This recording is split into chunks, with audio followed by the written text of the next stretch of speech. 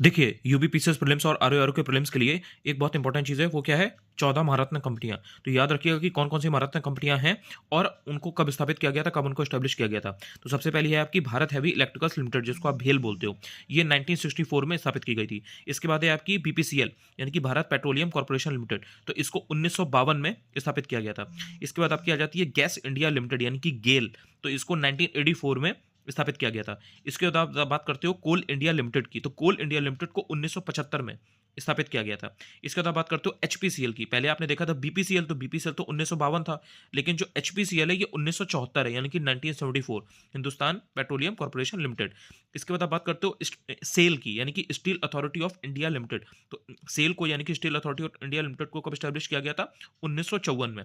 फिर आप बात करते हो नेशनल थर्मल पावर कॉर्पोरेशन की, यानी कि राष्ट्रीय तापीय बिजली निगम को, एनटीपीसी जिसको आप बोलते हो।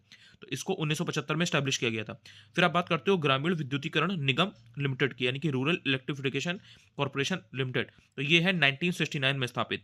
इसके बाद आ जाती है पीएफसी। पीएफसी का मतलब है पावर फाइनेंस कॉर्पोरेशन। तो इसको कब स्थापित किया गया था? इसको 1986 में स्टैब्लिश किया गया था। फिर आप बात करते हो पावर ग्रिड की, यानी कि power grid corporation of India limited. तो power grid corporation of India limited को 1989 में स्थापित किया गया था, स्टैब्लिश किया गया था। इसके बाद आप बात करते हो भारतीय ऑयल कॉर्पोरेशन लिमिटेड की, यानी कि इंडियन ऑयल कॉर्पोरेशन लिमिटेड। इसको 1959 में स्थापित किया गया था। फिर आप बात करते हो लास्ट में कि ओएनजीसी, यानी कि oil and natural gas and corporation limited को कब स्थापित किया गया था? तो ये है 1956 में स्थापित। फिर आप बात करते हो ऑयल इंडिया लिमिटेड की। तो ऑयल इंडिया लिमिटेड को 1959 में इस्टेब्लिश किया गया था। फिर आप बात करते हो एचएएल की, यानी कि हिंदुस्तान एरोनॉटिक्स लिमिटेड। इसको कब स्थापित किया गया था? 1940 में। तो ये 14 है, बहुत इंपॉर्टेंट है। टेलीग्राम जरूर ज्वाइन कर लेना, अनु चतुर्वेदी ऑफिशियल है, वहां पर आपको सूर्या बैच के टारगेट्स मिल जाएंगे आरओ के लिए एकदम फ्री। और यूपीपीएससी के लिए लगातार बैच करते रहिए, बहुत इंपॉर्टेंट है ये सब चीजें।